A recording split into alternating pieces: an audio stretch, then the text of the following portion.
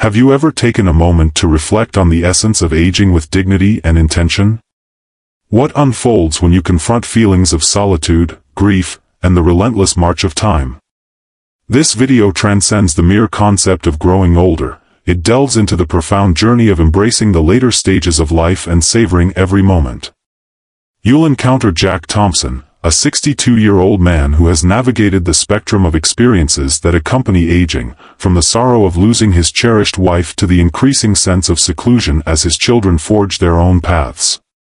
Jack's story is profoundly personal, yet it strikes a chord with many of us as we encounter similar challenges and victories in our own lives.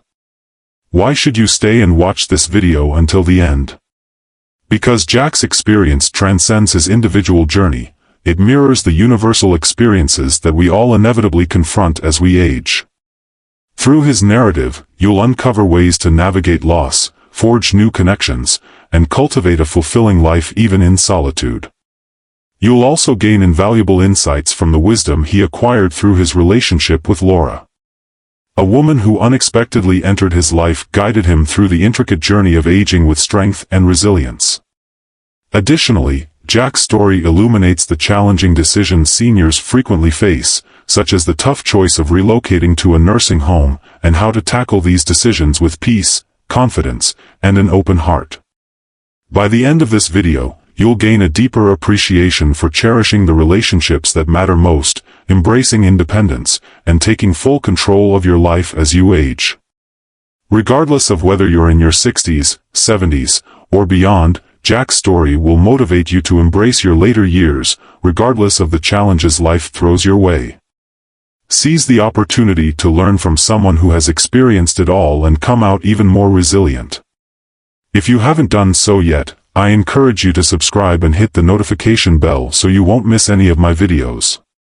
Your support is invaluable, and if you found this video helpful, you can assist me in sharing these important lessons by liking and sharing it with others.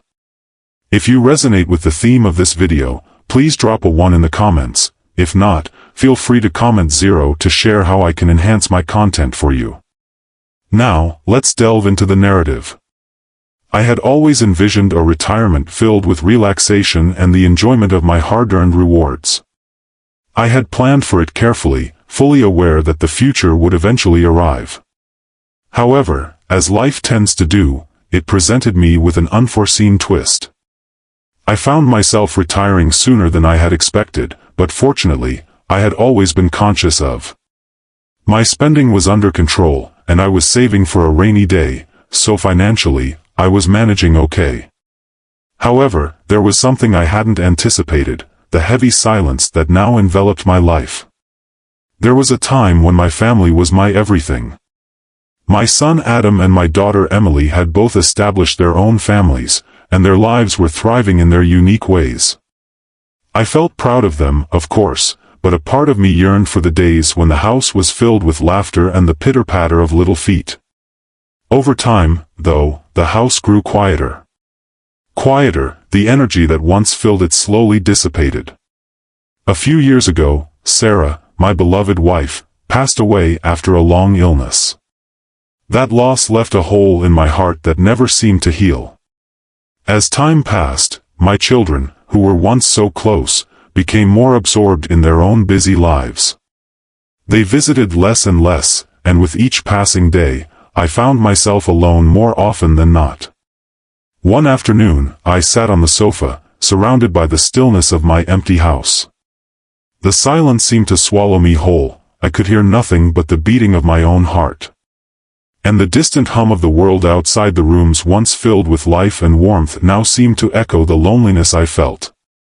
I sensed it deep within my bones, a pang of bitterness I couldn't ignore as I sat there, trying to push those feelings aside. The phone rang. It was Adam. His voice came through urgent and hurried. "Dad, are you staying home tonight? There's some urgent work, and I might not be able to come by," he said, his tone laced with worry. I felt a flicker of disappointment in my chest, but I tried to suppress it. I understood. Adam had a family of his own, a busy job, and a life to lead. He had responsibilities. I didn't want to burden him with my loneliness, so I replied with a forced calmness, "It's fine, Adam, don't worry about me. Just take care of your things, I'm all right here." I hung up, feeling a hollow ache inside me. It was as if the world had slipped away, leaving me behind.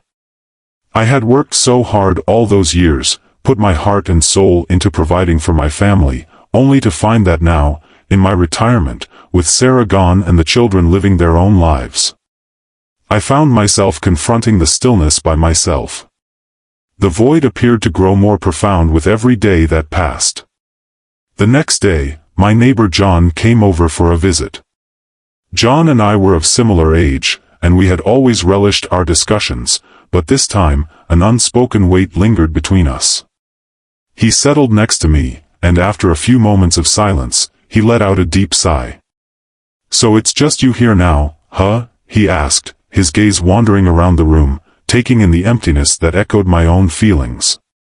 I nodded, choosing not to say much, as his words lingered in the air. "Like a weight, the same for me," he continued, his voice tinged with a sadness that struck me to my core. "My wife is busy, and the kids are doing their own thing." I could feel the sorrow in his words, mirroring the aching emptiness I was experiencing. John's words about loneliness at this stage of life felt like a cold, hard truth that I couldn't escape. "You have to think about it. What if one day you're all alone?" he asked, his question cutting through the stillness like a knife. I could feel my heart drop into my stomach at the thought of being completely alone in this vast house, with no one to converse with, no one to check in on me, filled me with dread. His question echoed in my mind, repeating relentlessly, "What if I'm left alone? What will I do?" I tried to shake it off, but it lingered, haunting me. A few days later, Emily arrived with her son Noah, bringing some of his favorite childhood dishes, perhaps hoping it would encourage a longer visit. However, as soon as Emily stepped through the door, she hurried to explain, "Dad, I'm just dropping by to let Noah see you for a bit, but then I have to go pick." Tom's hurried tone, her eyes darting back and forth, and the worried look on Noah's face shattered my heart. I attempted to smile to mask the ache in my chest, but it was futile. "Go ahead, take care of what you need to do." "I'm fine here," I said, though the words felt hollow as soon as they escaped my lips.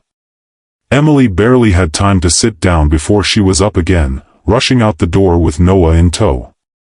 I stood at the door, watching them leave, the sound of their footsteps gradually fading away. The house felt even emptier now, the silence more oppressive. I couldn't hold back the tears that filled my eyes, nor the weight of abandonment that pressed down on my heart that night as I lay in bed. The question from earlier rang in my mind with painful clarity, what should I do if I'm left alone? I couldn't go on like this. I knew I had to take action. I couldn't keep drifting through this quiet, lonely existence. A few days later, I met up with John at the park for a walk. We sat on a bench, watching people pass by, their lives moving in a blur around us. I turned to John, my heart heavy with everything that had been weighing on me. "You were right about everything I said," my voice thick with emotion. "I've been thinking a lot about what you said. At our age, if we're left alone, how do we manage?" AG nodded in understanding, his eyes soft with empathy. "I've thought about it too," he replied. "There are a few things we need to prepare for in advance. We can't wait until the last moment to worry." JN said firmly, his voice steady, almost reassuring. "The most important thing is to make sure we're financially stable. We need enough to cover food and essentials, so we wouldn't be left in a difficult position." I nodded in agreement. The truth was clear. Without financial stability, aging could turn into a harsh struggle. I had always taken pride in my careful approach to finances, yet I realized I needed to consider what the future might bring: medical bills, emergencies, and the unexpected challenges that always seem to pop up at the worst moments. John continued, emphasizing that without a spouse or children, the responsibility for our well-being rests solely on us. Those words resonated deeply, it was a tough reality, but one we both had to confront. I felt a wave of determination rises within me. Perhaps the future doesn't have to be so bleak. Maybe there is still time to prepare, to take control, to build a plan that will allow me to live out my later years with dignity and purpose. It is clear that I must act now before the silence becomes more than I can bear. If you are still watching this video and find these lessons useful, please comment one below to let me know that you are still here with me. Living alone, you come to realize that despite all the love and care from your children may not always be available when you need them the most. It's a difficult reality that strikes like a sudden chill on a warm day. We must learn to be more self-reliant, he said, and those words resonated profoundly within me. We must prioritize our own well-being, remain engaged, and avoid isolation. It felt as though he was addressing me personally. For years, I had dedicated myself to my children, prioritizing their needs above my own, but in that devotion, I had overlooked the quality of my own existence. Years slipped by, and all that remained was a life anchored to the television, confined in a space that resembled a prison more than a home. I existed, yet I wasn't truly alive, and the weight of isolation began to wear on me. The realization hit hard, a jarring wake-up call. I could no longer continue down this road. My health, my happiness, everything hinged on my willingness to change. It was all too simple to fall into the embrace of routine, allowing time to fade into the background, but I understood, deep within, that this trajectory would lead me nowhere. To one thing, a gradual descent into ill health and isolation was not an option for me. I resolved to alter my habits, despite the initial intimidation. Each morning, I began taking short walks to the park, small steps, yet significant in reclaiming my life. In the evenings, I sought comfort at the community center, engaging in chess games and conversations with fellow seniors. Initially, it felt uncomfortable, and the heaviness of solitude threatened to draw me back into my shell. However, bit by bit, I cultivated new friendships. As I navigated through my life, embracing new experiences that added depth and richness, an unsettling emptiness lingered, refusing to fade. Each night, as I lay in bed, the ceiling became a canvas for my restless thoughts. A haunting question echoed in my mind: who would be there for me in times of illness, in moments when I craved conversation or support during life's challenges? The silence enveloping me only intensified those fears, and with each reflection, my unease grew. I had once found solace in solitude, yet now I grappled with the realization that perhaps I needed something more. Someone by my side, not to take care of me but simply to be there to share in the quiet moments and the burdens of getting older. Yet, a wave of guilt would rush over me. My wife Sarah had only passed recently. I felt like any step toward finding companionship again would be a betrayal of her memory. How could I ever let go of her presence, her love? Yet, as much as I tried to ignore it, the loneliness within me grew stronger with each passing day. One day, after much hesitation, I found the courage to talk to my old friend John. He listened with a knowing look in his eyes, his silence speaking volumes. "I get it," he said softly, his voice filled with compassion. "After my wife passed, I felt the same way.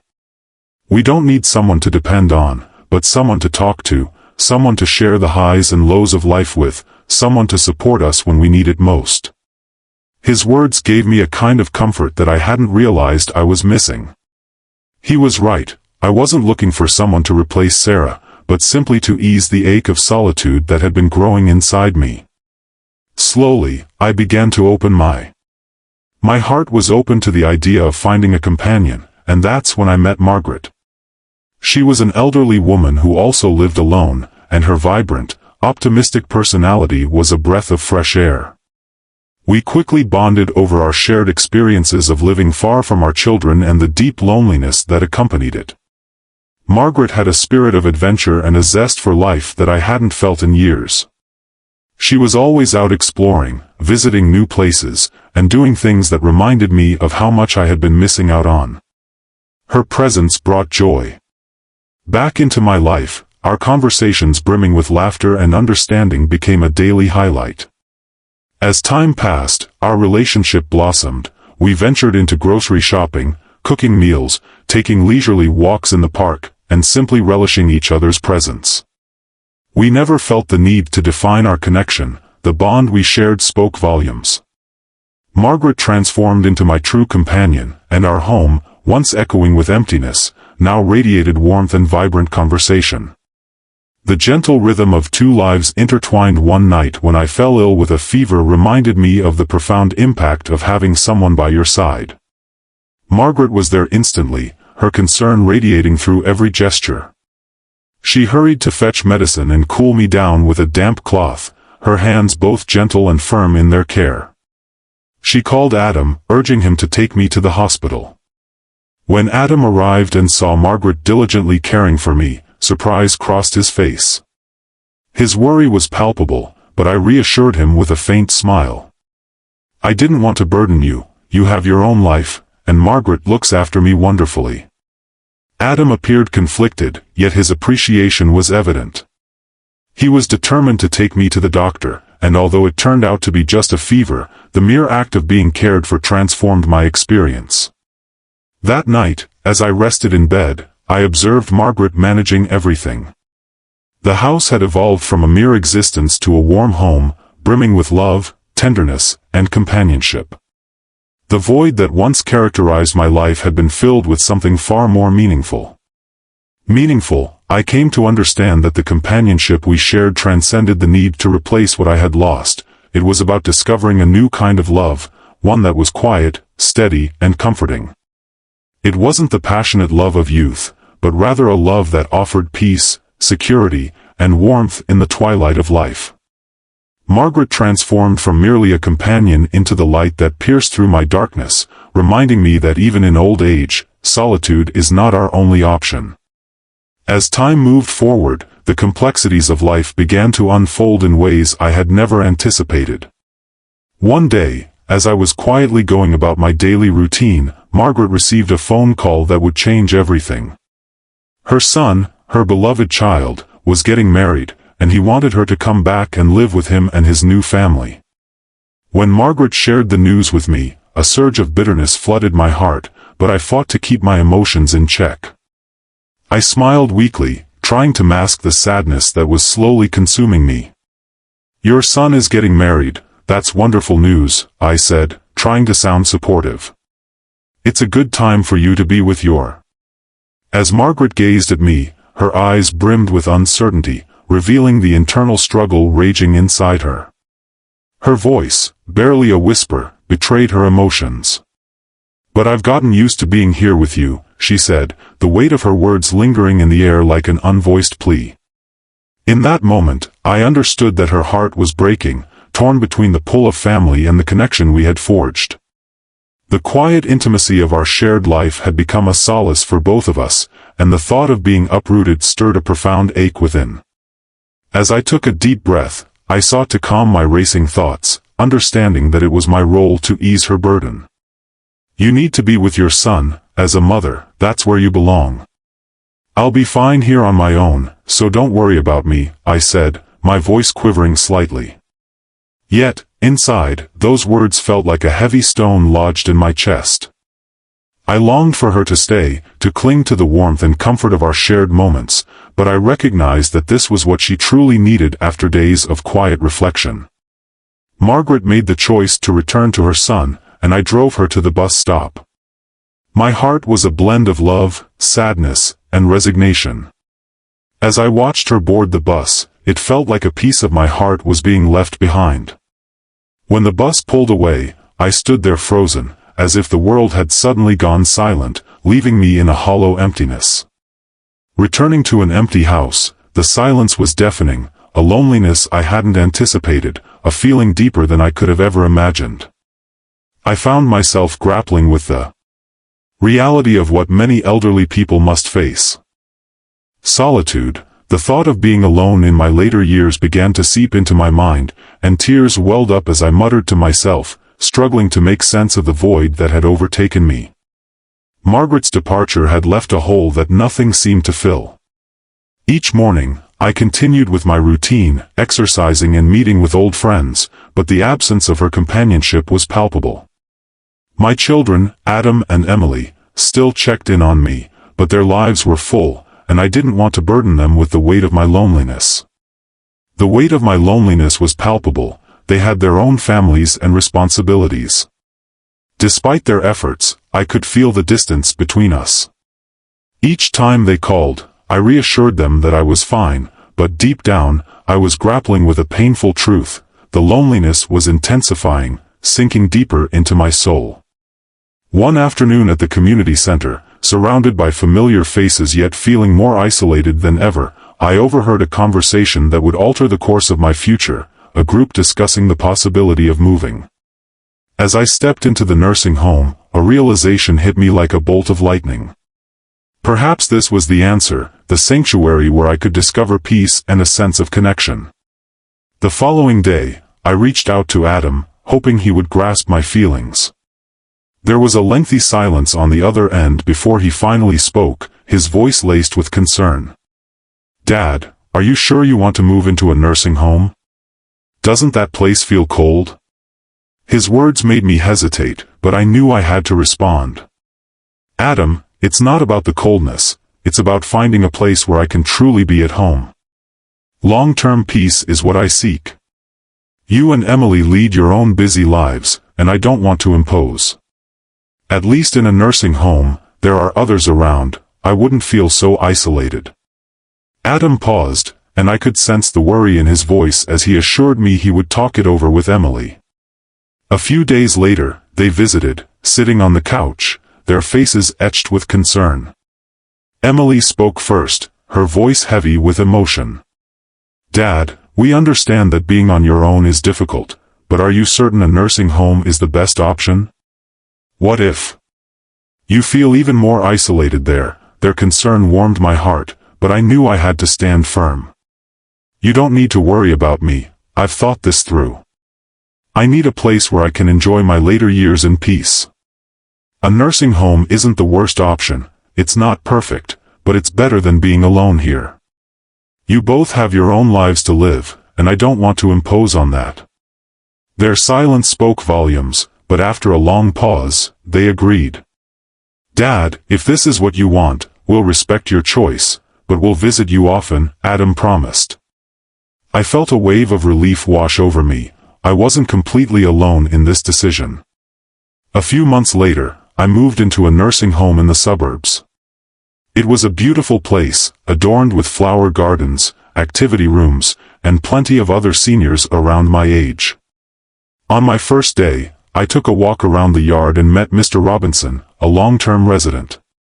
He welcomed me with a warm smile and offered to show me around, introducing me to a few new faces, which made the transition a little easier.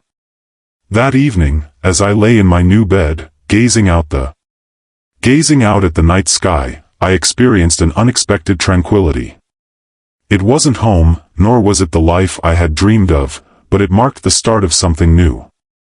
I had formed a few friendships, and even the slightest hint of companionship lightened the burden of my solitude. 6 months went by, and I settled into a routine. I ate regularly, exercised, and enjoyed time with my new friends. The overwhelming loneliness that once consumed me had faded. I discovered a new rhythm, a fresh sense of purpose. Though it wasn't the life I had envisioned, it was one I could embrace. Living in a state of peaceful connection, I found myself, for the first time in a long while, filled with hope. Life had transformed into a serene rhythm, enriched by the simplicity of small pleasures, playing chess, savoring quiet moments, and engaging in conversations with friends. These daily routines became my sanctuary. After years of absence, I finally experienced a sense of comfort and security. My children, Adam and Emily, still called frequently, their voices laced with concern about my adjustment to solitude, their worries seemingly endless. Even though I reassured them repeatedly that I was doing well and that nothing was amiss, I tried to calm their concerns. Yet, deep down, I understood that they couldn't fully grasp the tranquility I had discovered in solitude. I had learned to embrace it, to appreciate it, to feel anchored in it. But then, one afternoon, everything changed. After a peaceful lunch, I sat in the sun, feeling its warmth on my face, allowing the simplicity of the moment to envelop me. Then the phone rang, and as I answered, Adam's voice came through, filled with. There was an urgency in his voice, a tremor that made my chest tighten. "Dad, I've got some bad news," he said, his tone barely controlled. "Mrs. Robinson was in a car accident and she's in the hospital. If you are still watching this video and find these lessons useful, please comment below to let me know that you are still here with me." The word struck me like a physical blow, my heart skipped a beat and for a moment, I couldn't breathe. The phone nearly slipped from my hand as shock paralyzed me. I had to steady myself, sitting on the edge of the chair.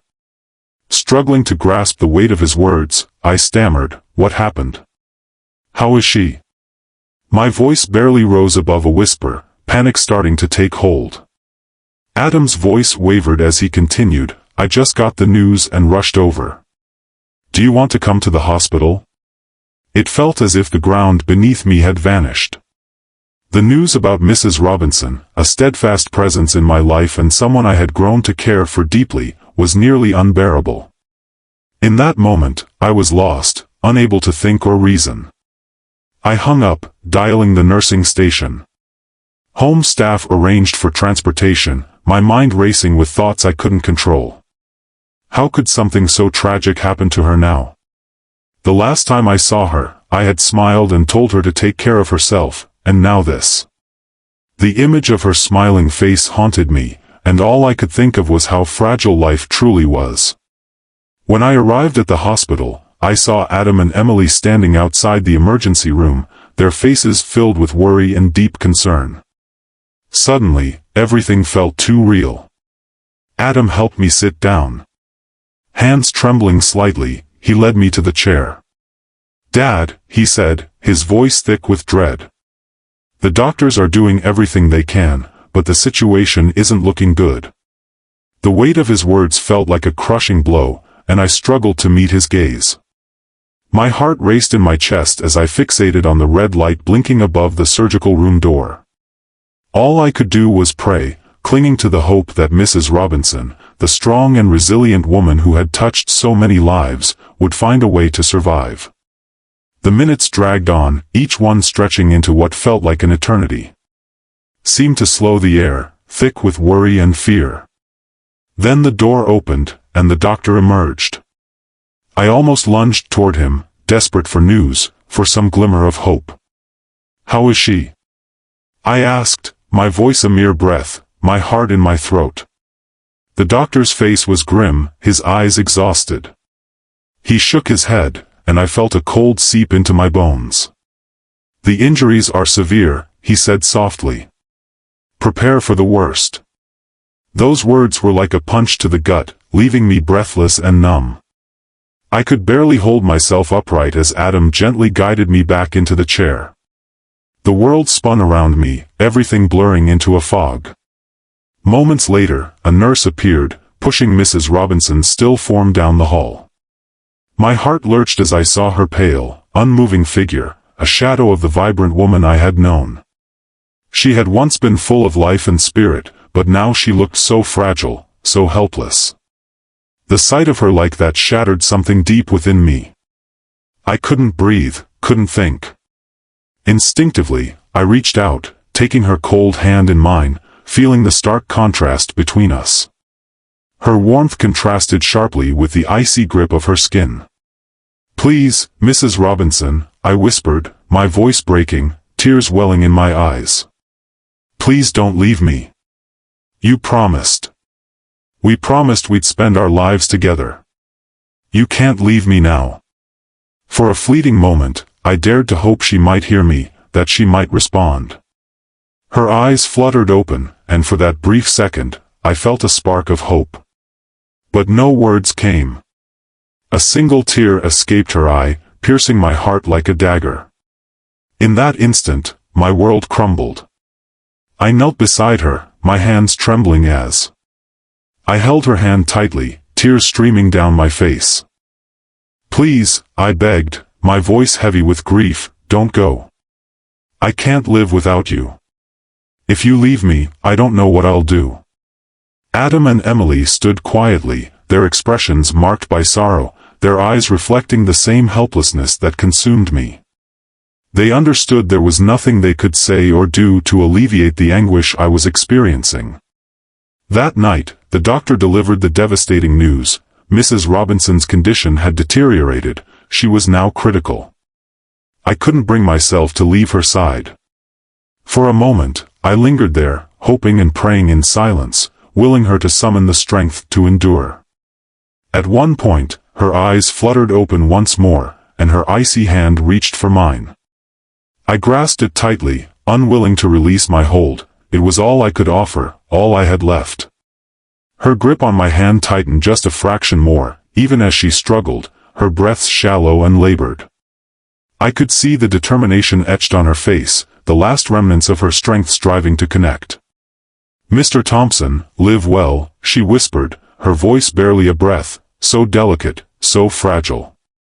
In the stillness, with one final gentle breath, her hand fell away and her weary eyes drifted shut for the last time. A part of me yearned to cry out, to plead for her to awaken, to linger just a moment more, yet she had departed into that agonizing, unavoidable silence. I stood there, completely immobilized, overwhelmed by the suffocating heaviness of the moment. My heart felt as if it had splintered into countless sharp shards, leaving me gasping for air. "Mrs. Robinson, please don't go," I murmured, my voice thick with grief and desperation. "Please don't leave me." But there was only silence in response. The absence of her presence filled the room colder than any winter's night. I struggled to find the words to convey the emptiness that overwhelmed me. It felt as though my soul had been ripped from my body, leaving behind nothing but a hollow shell. Mrs. Robinson was more than just a friend, she was the last person who truly cared about me, who saw me for all that I was, and who loved me regardless. Now she was gone, and the world seemed crueler, colder somehow. I was left to stumble through the days that followed in a haze. A darkness enveloped me, stifling any glimmer of joy or peace. The grief was overwhelming, and despite the well-meaning attempts of others to console me, their efforts only deepened my sense of isolation. In the nursing home, the days melded into one another, each moment feeling hollow without her presence, as if time itself had lost its meaning.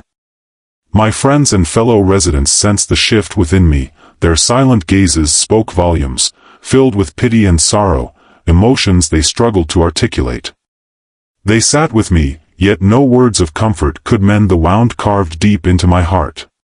At our age, losses transcend mere memories, they become integral parts of ourselves, fragments of our soul that are irreplaceable. Once something is lost, no matter how fervently we attempt to fill that void, it remains eternally empty. Adam and Emily visited frequently, bringing their young children, hoping that their laughter and innocence might uplift my spirit. But despite my efforts, despite my longing to find solace in their presence, I struggled to embrace the light they offered. Joy felt like a distant memory, my heart was a fortress, sealed tight behind walls of sorrow. No matter how much love was offered, it couldn't penetrate the barriers I had built. I would smile, but it was merely a hollow gesture, a facade to reassure them that I was okay, when in reality, I was anything but. The silence between us grew louder with each passing day, a constant reminder of the void Mrs. Robinson had left behind. One afternoon, Adam sat beside me, his face etched with concern, struggling to understand why I was still grieving so deeply, why I hadn't moved on. Able to move on, and in his gentle way he tried to console me. "Dad, please don't be sad anymore. Mrs. Robinson wouldn't want you to feel like this." His words, though filled with love, stung. How could he understand? He hadn't experienced the depth of loss that I had. "Adam, there are things you just can't put into words," I said, my voice trembling. "Letting go isn't something you can do easily. You and Emily are still young, you're still finding your way. But when someone you love with all your heart is suddenly gone, it feels like the sky itself has fallen, like everything you've ever known is slipping through your fingers. Adam went quiet, sensing the weight of my words. Then, with great care, he reached for my hand, squeezing it gently. "Dad, you still have us, your children and your grandchildren. We'll always be here for you." His words, as warm and comforting as they were, could not fill the void I felt. They couldn't chase away the deep, suffocating loneliness that had taken root inside me. "I know you care, Adam," I said softly, my voice barely above a whisper, "but sometimes the emptiness in your heart is something only you can truly understand." A few days later, as I strolled through the garden, seeking solace in the quiet beauty of nature, I noticed a new resident. He was an older man, his face marked by sorrow, his eyes burdened with the same loneliness that had shadowed me upon my arrival. A pang of recognition struck me, a connection to his pain. I approached him slowly, gently placing my hand on his shoulder, offering the comfort I had longed for myself. "Are you new here?" I asked, my voice soft. "Would you care to join me for a walk?" He glanced my way, and though his lips remained sealed, the gratitude in his eyes spoke volumes. We strolled side by side through the tranquil garden, enveloped in silence. Words were unnecessary, an unspoken bond connected us, a mutual acknowledgement of the burdens we carried from our pasts. Two souls meandering through the twilight of our lives, seeking solace in each other's presence. That night, as I settled into bed, Mrs. Robinson's voice echoed in my thoughts once more. So soft and kind seemed to echo in my mind her smile, her gentle touch. Those moments had become the most precious memories of my life, and now they were all I had left of her. It was hard, so hard to imagine a life without her in it, but as I closed my eyes I realized something. Even though she was gone, a part of her would always be with me. Her love, her care, her kindness, they had left an indelible mark on my heart, a mark that could never be erased. And for the first time in a long time, as I lay there in the quiet, the weight of my loneliness didn't feel so burdensome. It wasn't entirely absent, but it had eased just a bit, and perhaps that was sufficient for the moment. Yet, Mrs. Robinson's passing cast me into a deep sorrow. The wisdom she shared during her life will always be engraved in my heart. She imparted a lesson that surpasses everything else: the significance of valuing every connection we make, be it with family, friends, or even brief encounters. These relationships, no matter how minor or monumental, are what occupy the voids in our lives. In our hearts, they embody the essence of a meaningful life, offering connection, understanding, and solace when the world seems vast or overwhelming. Each relationship forms a thread in the intricate tapestry of our lives, woven together by shared moments, laughter, struggles, and love. I can't shake the feeling that without these bonds, our existence would be significantly emptier. They serve as anchors, grounding us in a transient world, standing as one of the few constants we can depend on. The morning after her passing, I found myself standing in the garden of the nursing home, the warmth of the sun on my face, yet my heart felt a profound emptiness. I was alone with my thoughts, the gentle breeze whispering through the trees. It was in that quiet moment that I truly understood: nothing in this life lasts forever, but the love we share with others, the genuine moments we create together, will always remain. Those moments live on in our hearts, and when the storms of life hit, they serve as a source of strength, a reminder that we have lived fully, loved deeply, and given a fragment of our essence shared with those who love us, enduring through the ages like a guiding light in the shadows, helps us navigate moments of uncertainty. I've discovered that this inner resilience is what sustains us during our most challenging times. Even when existence feels like an overwhelming burden, it is this profound strength, nourished by our affection for others and the deep bonds we've forged, that drives us onward. The esteemed Japanese novelist Haruki Murakami once remarked that while we perceive aging as a gradual process, in truth, it can happen in an instant, in the blink of an eye, or even within a single day. A year has come to a close, and in an instant, a lifetime feels like it has passed. Don't be fooled by the illusion of youth. One day, you'll awaken to the truth that it has faded. The first gray hairs emerge, and your reflection reveals the subtle lines of time. As the days unfold, we age in ways that often elude our understanding until we experience it ourselves. It creeps in quietly, and before you know it, you find yourself at a juncture in life where time has eluded you, leaving behind the stark realization that you no longer desire to. The conversation around age unfolds gradually, akin to a subtle recognition that a significant change has occurred. As the years accumulate, the burden of time becomes undeniable, especially when witnessing the aging of parents who now require your support. It hits you unexpectedly that you have transitioned past the realm of youth. Society starts to address you with terms like sir or ma'am, evoking a twinge of unease in those instances. In those moments, the reality becomes inescapable: youth is no longer your companion. While some may question the fear surrounding aging, the reality is that the moment those words are uttered, let your lips part, and you sense their heaviness, a soothing deception, a means to convince yourself that things aren't as dire as they appear. Yet, deep within, you can sense the tears starting to gather, unvoiced and unseen. The world hushes around you, not from a lack of language, but because in that stillness, everyone recognizes that no words remain that could provide genuine solace. The truth dawns on you: you've traversed a lifetime, yet in countless ways, no one truly comprehends the path you've taken. You might have a web of acquaintances, friends, and colleagues, so many. In the tapestry of our lives, we encounter many individuals, yet how many genuinely grasp the essence of who we are? How many truly attune themselves to the subtle murmurs of our innermost being? Ultimately, we often find ourselves adrift in our own thoughts, even amidst a crowd. The solace that others provide can sometimes ring hollow, mere courteous gestures designed to occupy the void. Yet, there are moments when we opt for silence over empty exchanges, not from a place of resentment, but from the profound understanding that only we can truly fathom the depths of our own hearts. In this silence, we cultivate a sacred space, a sanctuary where we can truly listen to ourselves, to the rhythm of our thoughts, and feel the pulse of our hearts. When night falls and the world drifts into a quiet slumber, you find peace in the sound of your heartbeat. Alone, yes, but not lonely.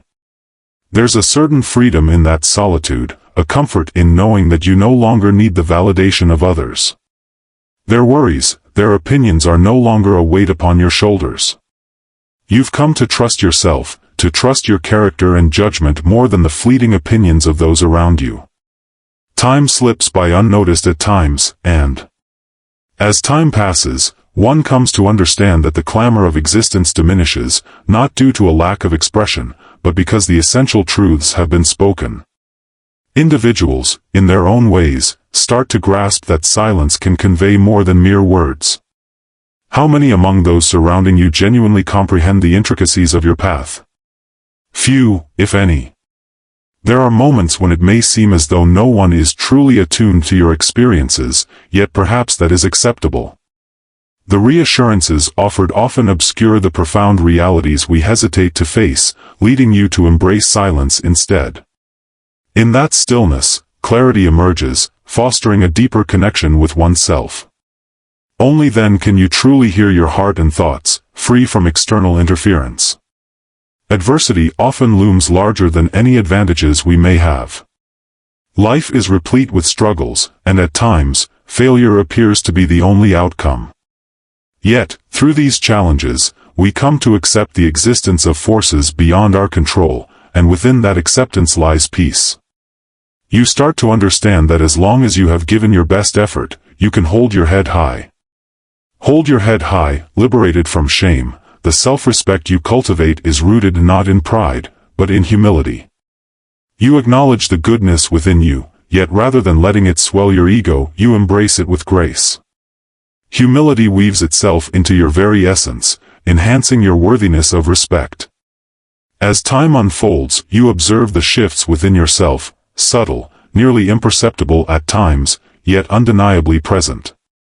You have evolved with age, and while the world around you continues to transform, one truth remains constant. It becomes evident that you have evolved beyond your own expectations. The years, filled with struggles and joys, have molded you into someone stronger, wiser, and more attuned to the fleeting beauty of life. If you are still engaged with this video and find these insights valuable, please comment 3 below to show your presence. The passage of time has been an unyielding mentor, reshaping my spirit, deepening my comprehension of existence, and most significantly, altering my perception of love.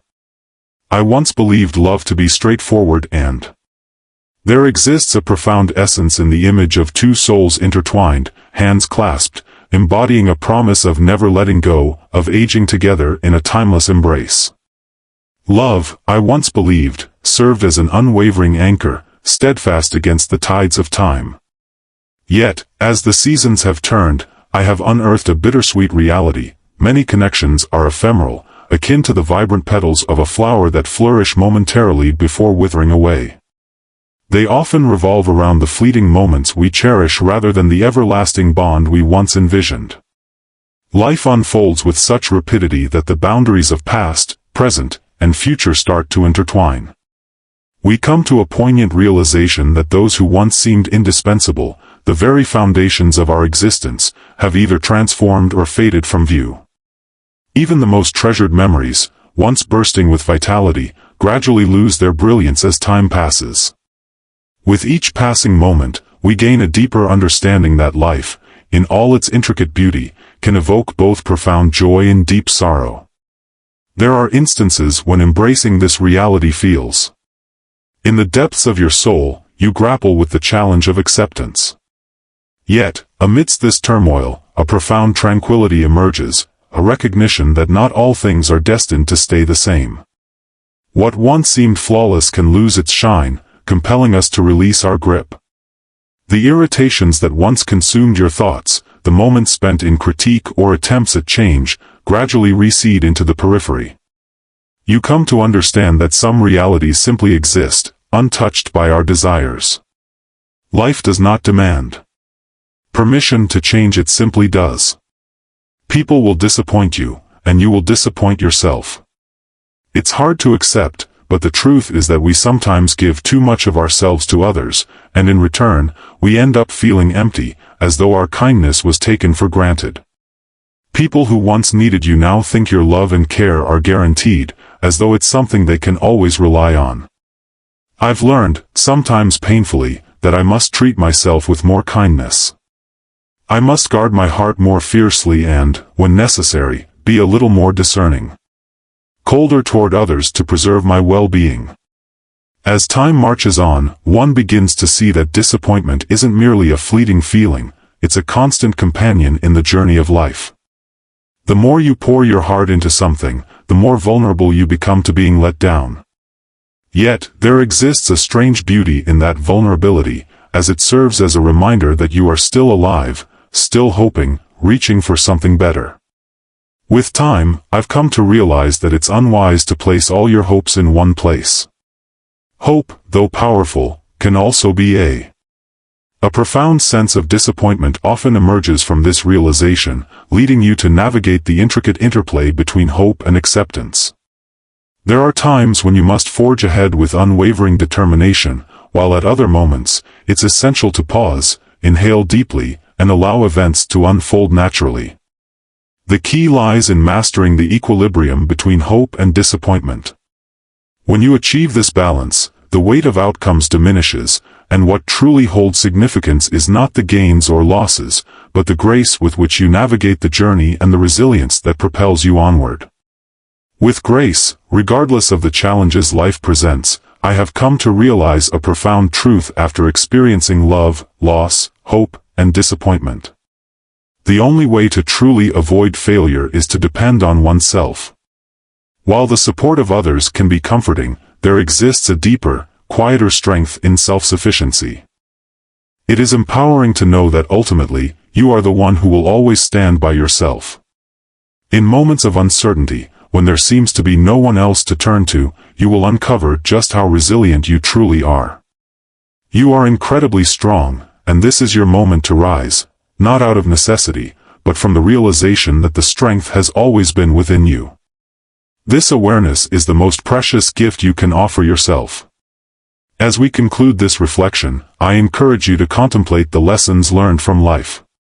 They impart invaluable insights about love, loss, hope, and the remarkable strength that resides within us. What has resonated with you the most today? Which lesson will you carry forward, and how do you intend to apply it? Put it into practice in your own life. I would love to hear your thoughts, so please share one thing you've learned and how it will influence your actions moving forward in the comments below. Your insights can inspire and encourage others who are on the same journey. If you enjoyed this video, please leave your comment below, and don't forget to like, share, and subscribe to our channel. Thank you for watching, and I look forward to seeing you in the next video.